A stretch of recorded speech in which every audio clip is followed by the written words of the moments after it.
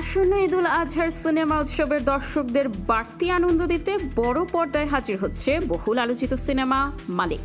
আরিফিন শুভ ও বিদ্যা সিনহা মিম জুটির এই সিনেমাকে ঘিরে দর্শক মহলে কৌতূহল ছিল আগে থেকেই। তবে এবার সেই কৌতূহল আর উত্তেজনাকে আরও কয়েক গুণ বাড়িয়ে দিলেন চিত্রনায়িকা মিম নিজেই।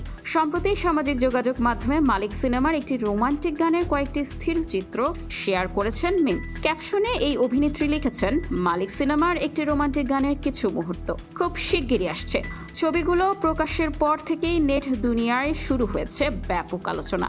শেয়ার করা ছবিগুলোতে শুভ ও মিমের অনস্ক্রিন রসায়ন নজর কেড়েছে সবার। গোলাপি রঙের জামদানির শাড়িতে মিমকে দেখা গেছে একেবারে খাঁটি বাঙালি নারীর ঐতিহ্যবাহী সাজে। খোপায় ফুল আর স্নিগ্ধ উপস্থিতিতে মিম যেন রূপের ছটা ছড়াচ্ছেন।